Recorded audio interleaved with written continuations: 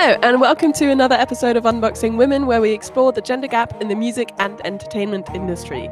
If you're active in the music business, an independent artist, musician, or are just curious about how it all works, then this pod is for you.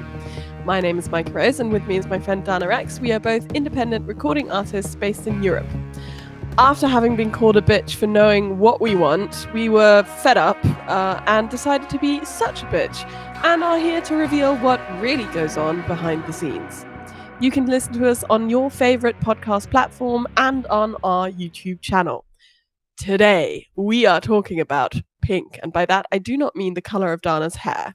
I actually mean the artist, who also sometimes sports pink hair. We pre-recorded this, and she actually just released a song which is a bit disco-y. What was the name again? It's called Don't Ever Wanna Not Stop Dancing. Wait. Oh, yeah. That just came out. Let me look it up. Yeah. So I haven't really listened to that yet because it just came out.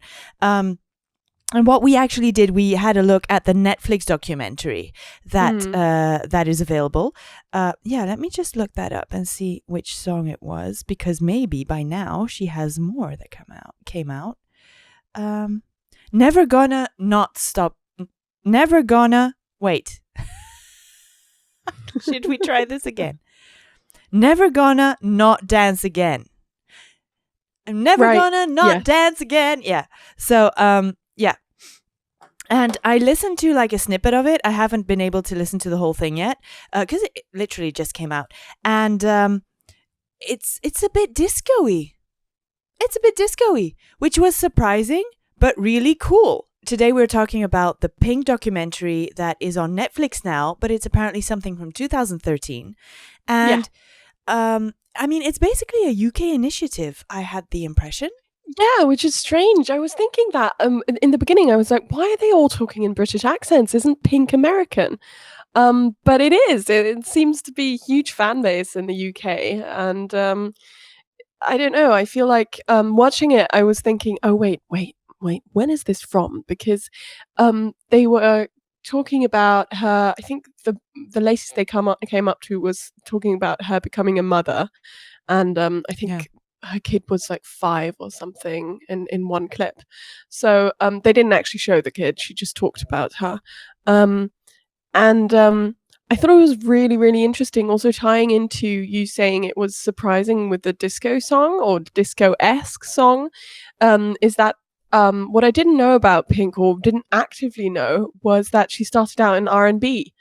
And she started out with different R&B bands, really, different groups, and then moved on into a more, I think even her first album was R&B influenced, and then it went rockier and punkier after that. So that was really interesting. Yeah. I was there when that happened. So I remember her debut and being in the top of the pops basically, because back then, a lot was like R&B. A lot of music on the radio was R&B, and I'd never really heard her life story, and it was interesting to find out more about the early background, because that explains the R&B phase, because I never kind of got that, but wait, why? Because you're so, it's not really rock that she does, but it's like pop rock, but she fits so well into that punky pop style that I always thought, but why did you do the R&B thing? I mean, obviously, she does tell us in her songs exactly what happened. It's the label that wanted her to do it, and then. But now I understand why the R&B and why not just like plain pop, because she was a backing vocalist in some R&B things before, and not even backing vocalist. She was a main great bit singer. of influence. Yeah. She started out as backing group. I think she was 14, right? So she started out as a backing singer, and then she got interviewed by oh god, I don't remember the name. Well, the people should watch the Netflix documentary. Watch it. It's not very long either. It's like an hour. It's an hour. So it's like very easy listening. And I don't know, I thought it was really interesting the way it just kind of worked out, but I feel like Pink, even if you're not a hardcore fan, you probably know and like Pink especially as a woman, because Yeah. she's just so true to herself. She's always been true to herself, and I think there's there's been times where she didn't necessarily know who she was, and she was kind of searching for it, but she was honest about it, and she did it so publicly as well, I feel. So I think she when she did become a mother, she kind of started falling more into comfortability with herself. Mm-hmm. Um, and that's what they also said in the documentary. She kind of found a different place for herself to kind of be comfortable in. And Yeah. before that, it was like a lot of she was always raw and kind of anti, and it was really fun. Yeah, no, but she still is, and indeed, yeah, she is true to herself. And I also didn't know that she was um, what's it's not an athlete, but she was like Gymnast. a Yeah. gymnast. That she was a gymnast. Yeah.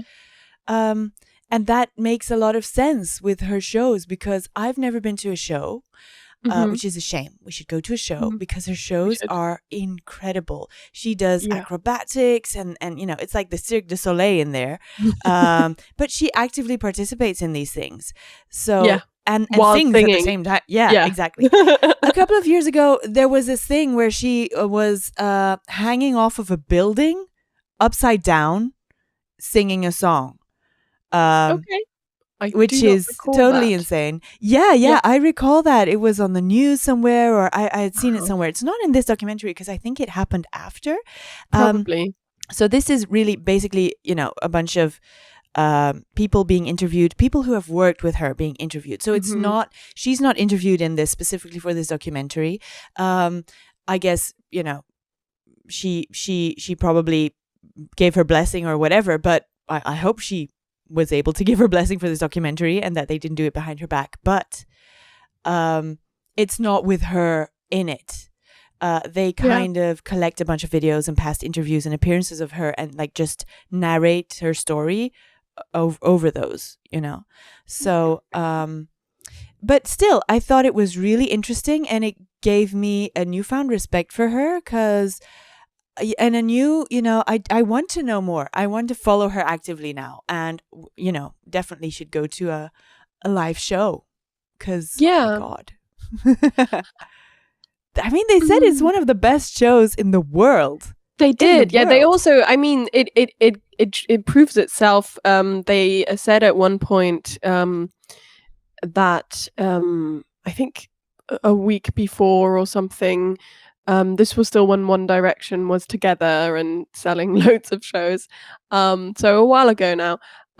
But they sold out the O2 Arena for 5 days in a row, and Mm, Pink sold it out for 4 days in a row. For an artist who's been there for a decade before those yeah, guys, that is an insane feat.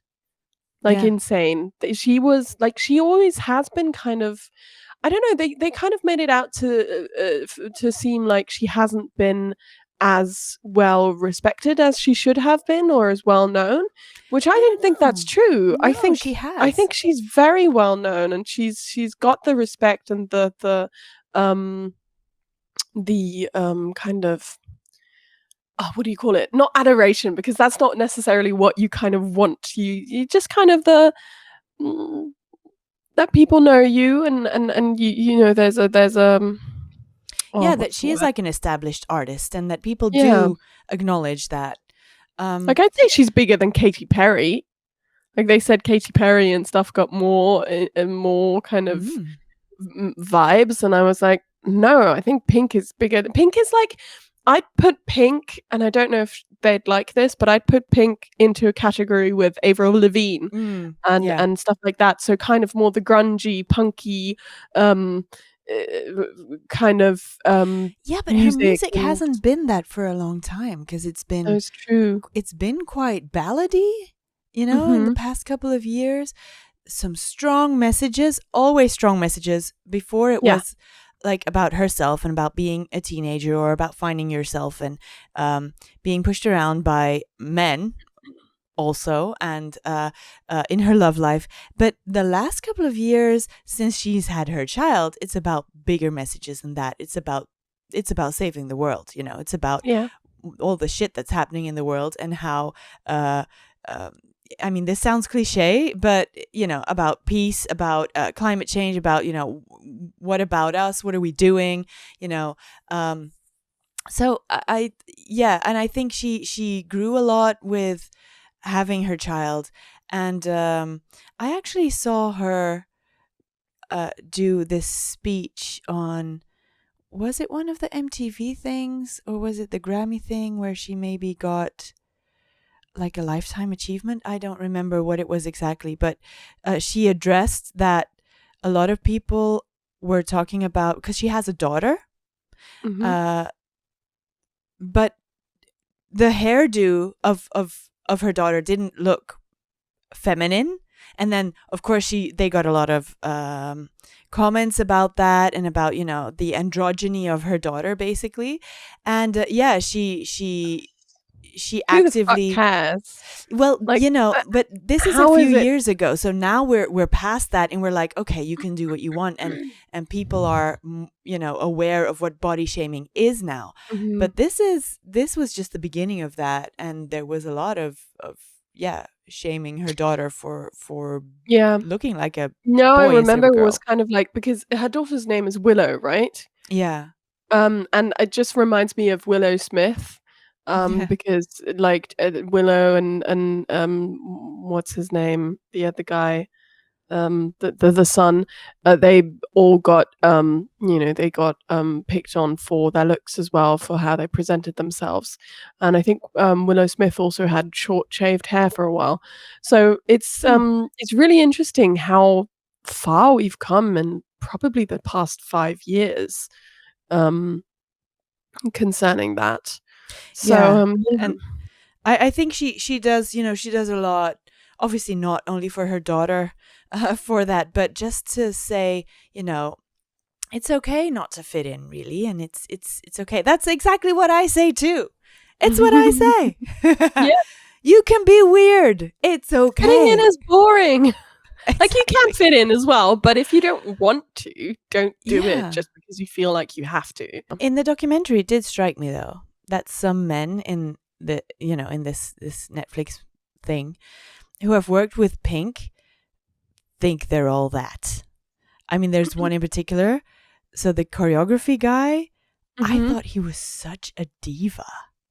Really? That's the only word I have for it.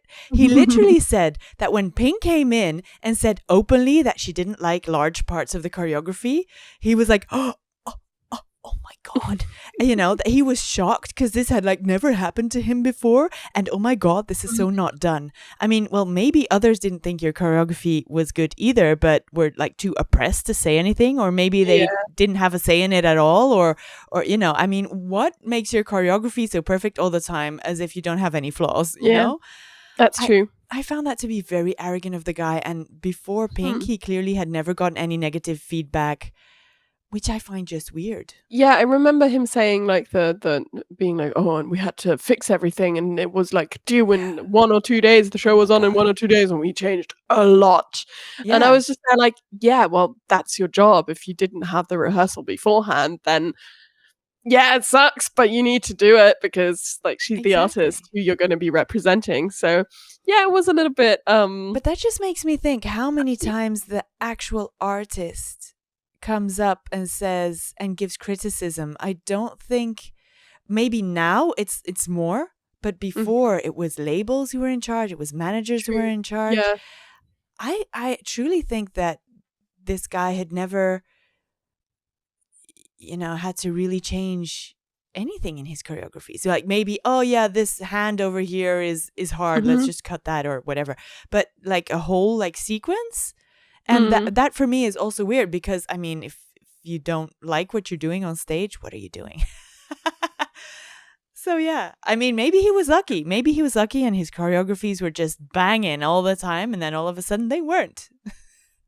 Yeah, I mean, I think also just, there may also be the difference between, Pink being Pink, and not a mainstream pop artist, so maybe it clashed there. Like maybe his choreographies were fine for like most pop artists, Mm. or like for what those pop artists thought was something they would like, but maybe they didn't like it, but they just didn't say anything because they were like, "Oh, but this is what pop artists do."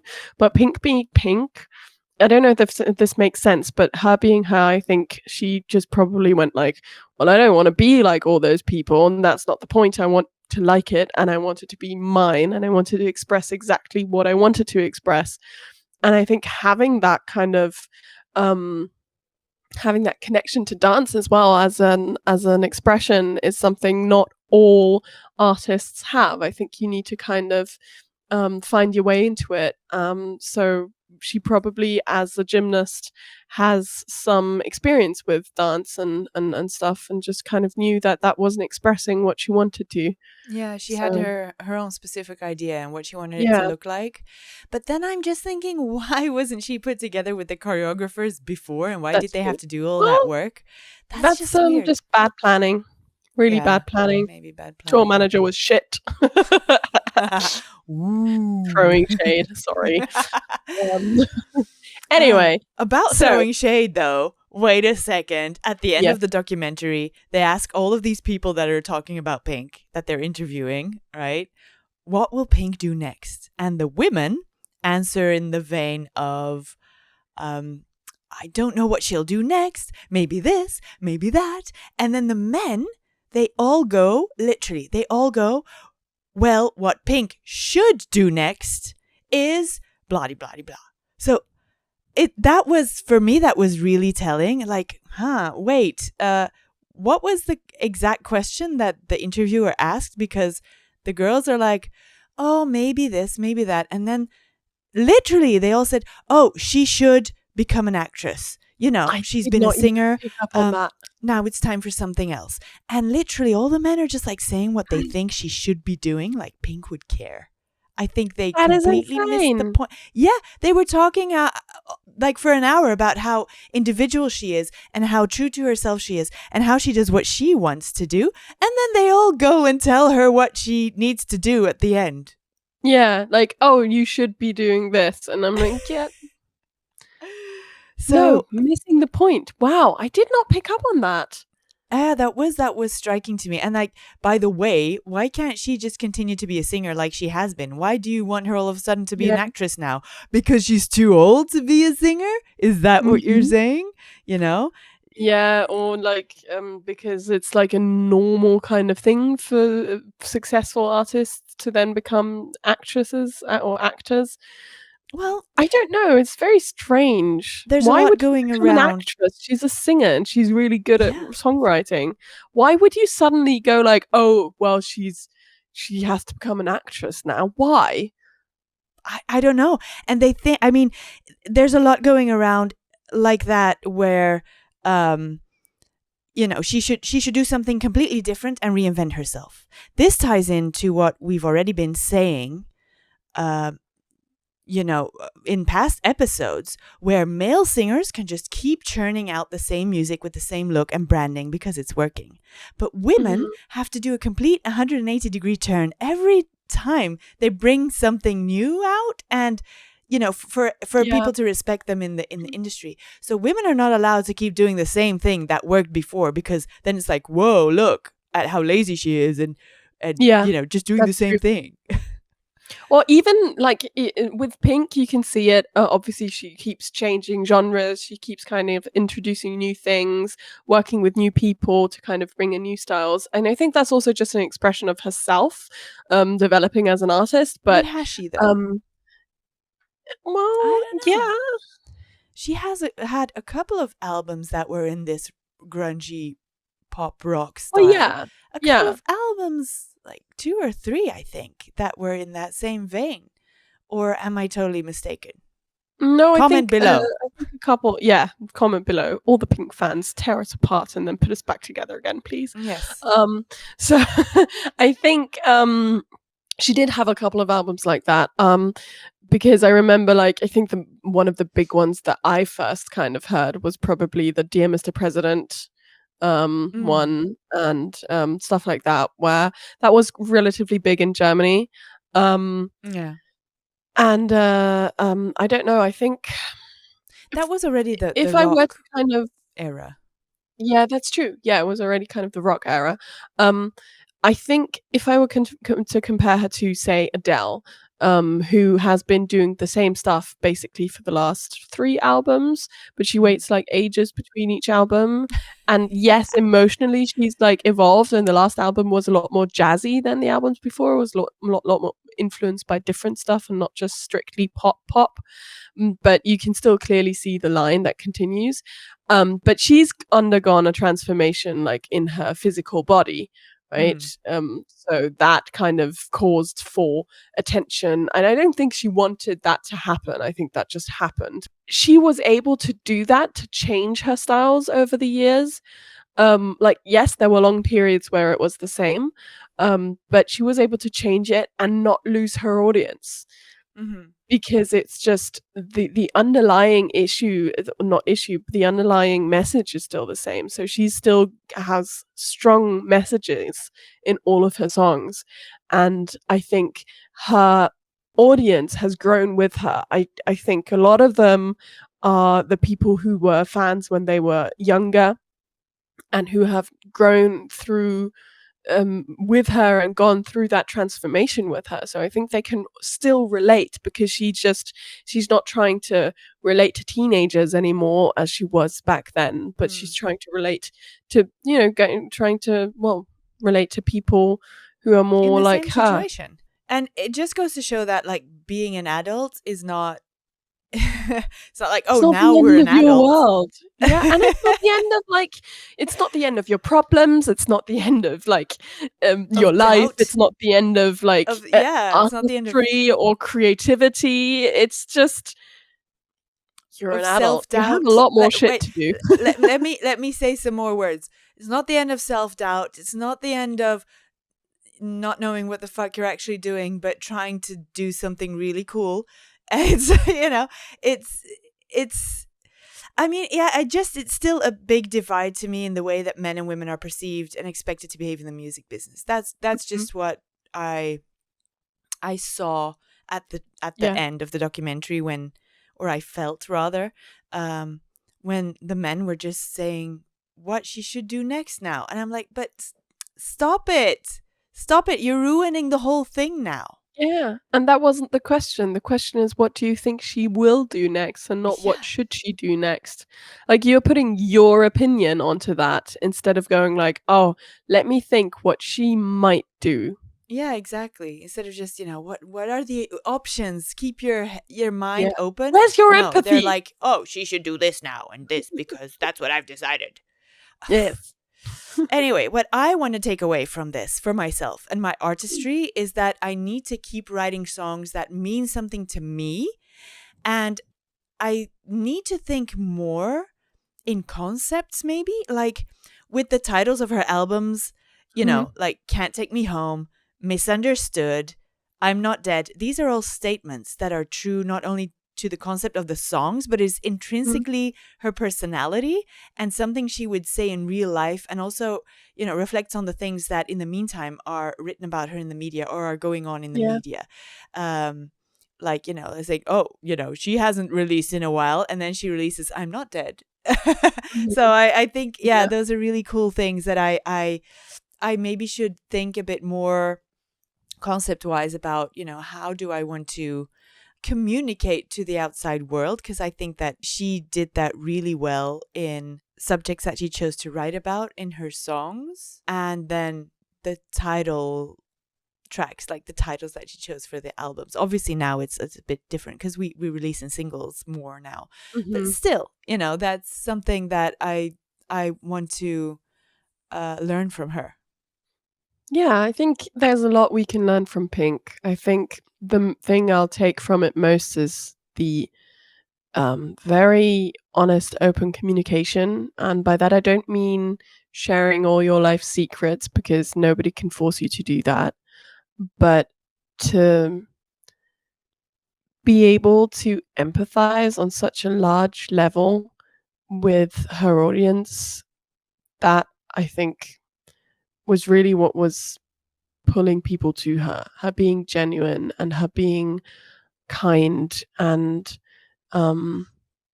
showing us all that she also doesn't know what the fuck she's doing all the time. And I think that is just really relatable, and that's something that we can all kind of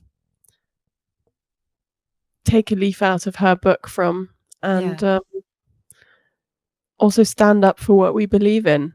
Yeah, I wanted to say, about the animal rights and everything. That's also something that is high on my agenda. Yeah. And I think it's very eloquent of her, the way that she spoke about how others, how she cannot influence what others do, because she did this song together with Christina Aguilera and Beyonce, and some others as well. Now, Oh, yeah. not a song. It was a Pepsi thing, Yeah, a it was a Pepsi Pepsi ad. ad. Mhm. Yeah, with Beyonce and Britney Spears. Britney Spears. That was the Pepsi Yes. ad. Christina Aguilera was the song of Moulin Different one. Rouge. Yeah. Yeah. Mhm. And of course she was asked, yeah, but Beyonce and Britney Spears keep wearing fur. So what do you say to them? Like, how are you going to make them stop? And then she literally just said, well, I can't make them stop, can I? But she just says, well, everybody who buys a fur coat should, be able to watch the video of how it's made. And if you still want to buy it after, well, then you deserve it, Yeah. And I Yeah. thought that was very well said. I That think it's actually, really interesting. Yeah, because I think there's a lot of anger beneath that, because I think she has a lot of compassion for not just people, but animals, and, it's really hard to watch other people mistreat animals or abuse animals, when you know that they haven't educated themselves at all, and to not go bitter is a really good, really big achievement in yeah, that way as well. But also the communication, also kind of communicating what she's feeling without kind of alienating people is very difficult in topics like that. yeah. Okay, well, so conclusion, we love Pink. Yes, Pink on is good. multiple levels. Mhm. Yes. All right, so with that, we are going to have a listen to her new songs. Please also do so. And that's all for today. So thank you for tuning into Unboxing Women. If you've ever had an experience that you want to share with us, send us a DM or tag us in your post with the hashtag #suchabitch. Or send us an email on suchabitch@unboxingwomen.com. Don't forget to drop us a like on Instagram or wherever you're listening to us. And my name is Dana Rex, and I've been chatting with Micah Rose. Tune in to another episode of Unboxing Women next week. See you then. Bye.